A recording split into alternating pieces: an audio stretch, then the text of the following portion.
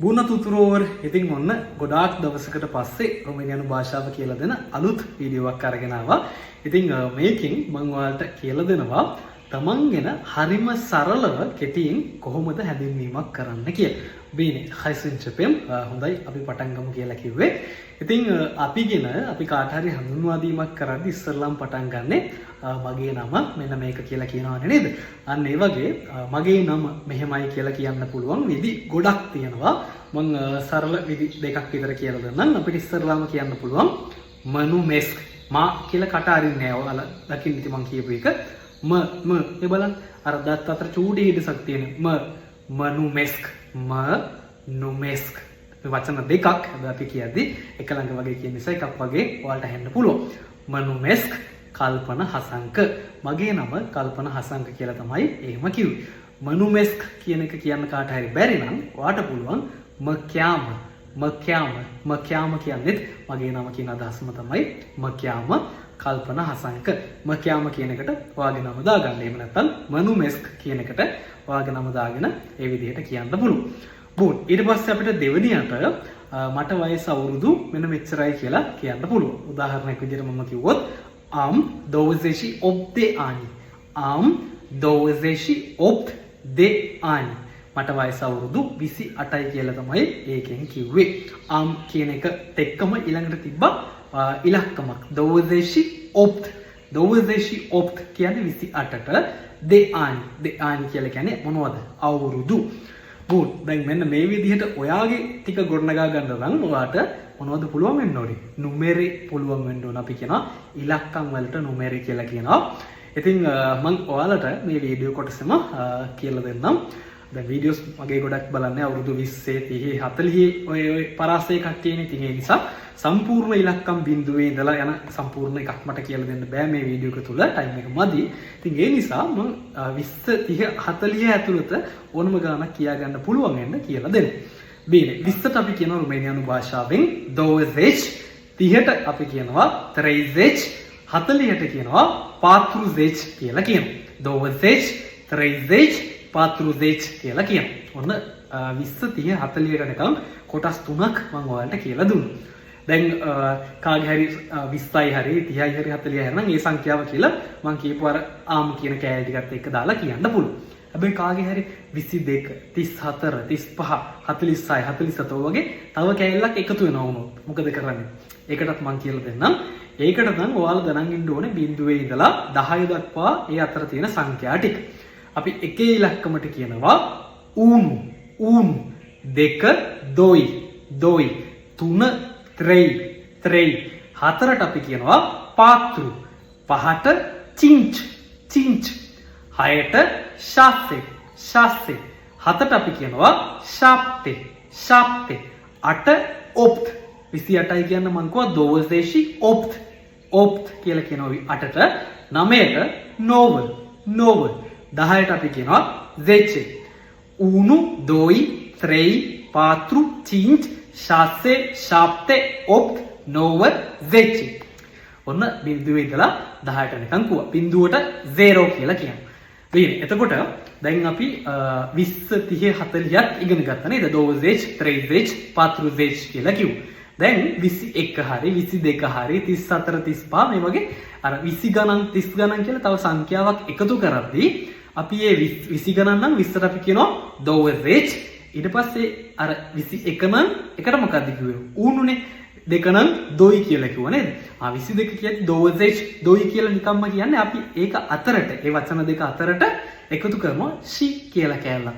එතකොට අන්න ඒ විදිහට තමයි 22 හදාගන්නේ. මම උදාහරණයක් විදිහට පෙන්නොත් 22 දොයි 22 23 22 ත්‍රේ 30 ගණන් ගියොත් ඒ විදිහට ඕන සංඛ්‍යාවක් එතන දාලා හදාගන්න පුළුවන්. 35 කොහොමද අපි කියන්නේ? 30ට කියනවා 30 ෂි එකතු කරනවා 30 චින්ච් 35 36 නම් ඔයගේ වයස 30 ශාස්ත්‍රි 40 ගණන් කොහොමද? අපි 40ට කිව්වේ 40 කියලා කිව්වා.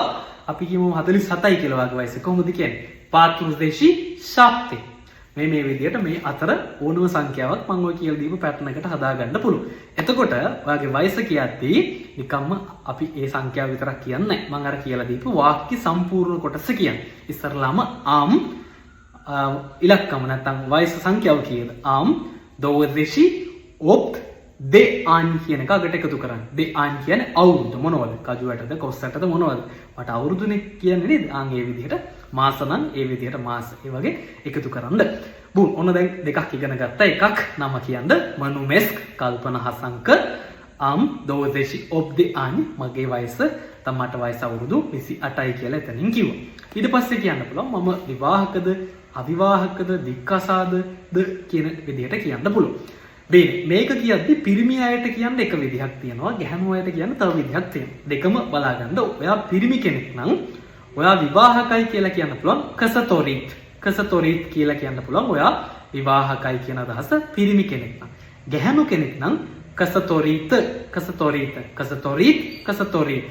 ඒ විදිහට දෙපැත්තක් යනවා.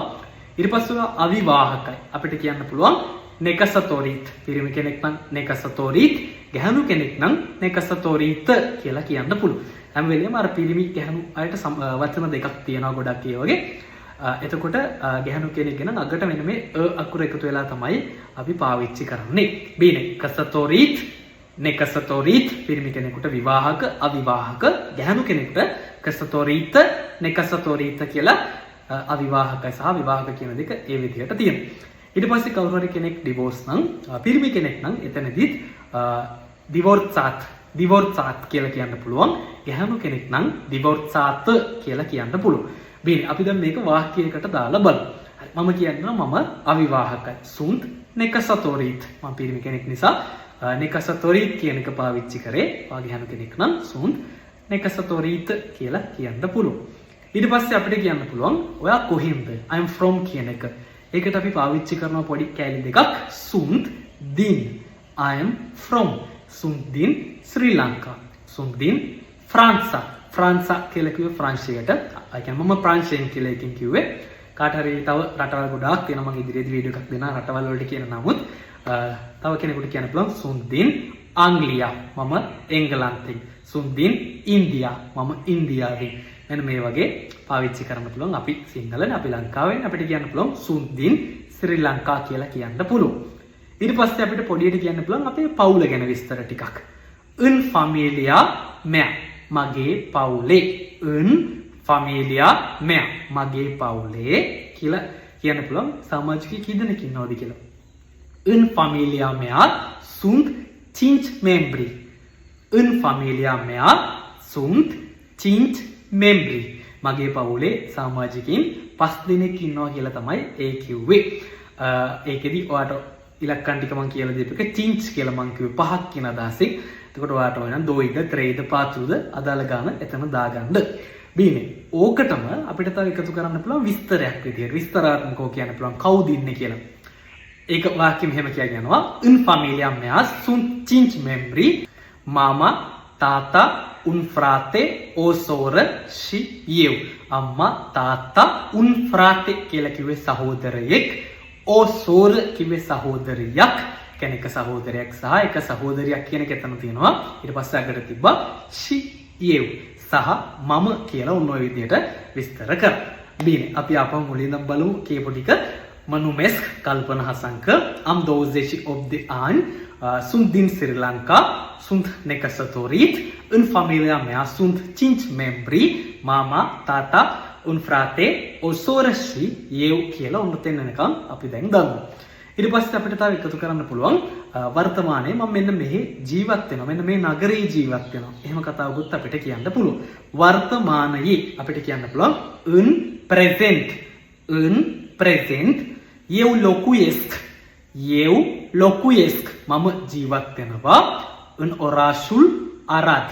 în orașul Arad. Arad කියන්නේ නගරයක නමක්. orașul කියලා එතන අදහස් කරේ නගරය කියන එක. මොන නගරයද? orașul Arad. Arad නගරේ. în prezent eu locuiesc în orașul Arad කියලා ඔය විදිහට කියන්න පුළුවන්. නැත්තම් කාට හරි in present කියන එක අත්‍යවශ්‍ය නැහැ. ඒක මම වැඩිපුර එකතු කරපු එකක්. නිකම්ම කියන්න පුළුවන් මම අරාද් නගරයේ ජීවත් වෙනවා කියලා. කාට හරි ඕන නම් වර්තමානයේ කියලා තව විස්තරාත්මකව තව ලස්සනට එහෙම එකතු කරන්නත් පුළුවන්. බුන් ඔන්න ඔය ටික පොඩ්ඩක් ඔයාගේ දේවල් ටිකට දාලා try කරලා බලන්න. පොඩි දේවල් ටිකක් කියලා දුන්න සරල දේවල් ටිකක් ඔයාගෙන අදහසක් කාට හරි දෙන්න පුළුවන්. ඉදිරියේදී මම කියලා දෙන්නම් මම මෙන්න මේ විදිහේ වෘත්තියක නියැලෙනවා.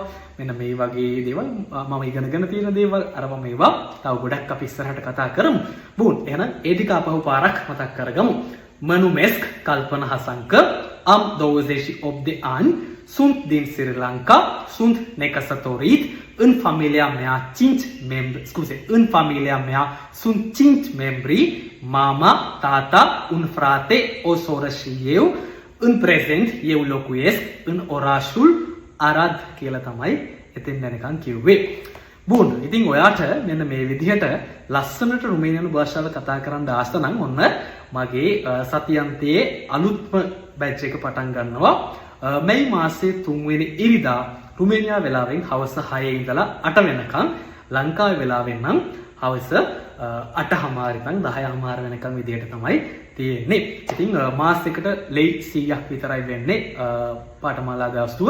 ඉතින් වැඩි විස්තර ඔයාට මෙන්න මේ WhatsApp නම්බර් එකට 040යි 72යි 512යි 65 නම්බර් එකට මැසේජ් එකක් දාන්න මම ඔයාට වැඩි විස්තර එවන්නම්.